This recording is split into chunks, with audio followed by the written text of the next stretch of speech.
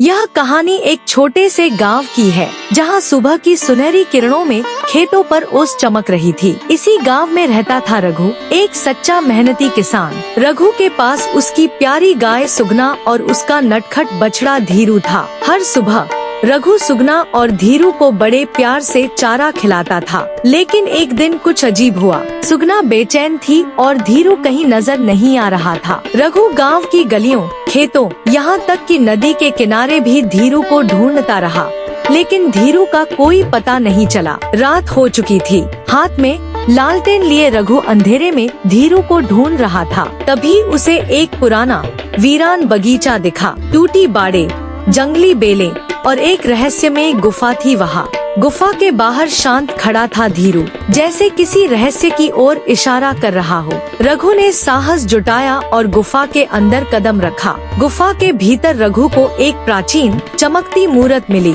जो दिव्य प्रकाश फैला रही थी।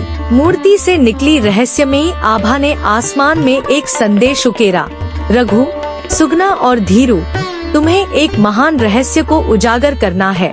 गुफा की जमीन पर एक जादुई नक्शा उभरा जो गांव के आसपास के रहस्यमयी स्थान दिखा रहा था। रघु ने धीरू को गोद में उठाया और सुगना उनके साथ चल पड़ी। अगली सुबह रघु, सुगना और धीरू एक नई यात्रा पर निकल पड़े। जंगलों और पहाड़ियों को पार करते हुए उन्हें एक उफनती नदी मिली। रघु ने सुगना और धीरू की मदद से एक बेड़ा बनाया और नदी पार की। नदी के पार एक वटवृक्ष के नीचे छुपा हुआ खजाना मिला, चमकते हुए रहस्यमयी बीज। जब वे गांव लौटे तो गांव वालों ने उनका दिल से स्वागत किया। वे बीज अब गांव में समृद्धि और खुशहाली लाएंगे। सूर्यास्त की सुनहरी रोशनी में रघु, सुगना और धीरू अपनी झोपड़ी के बाहर बैठे अपनी अद्भुत यात्रा के लिए आभार व्यक्त कर रहे थे।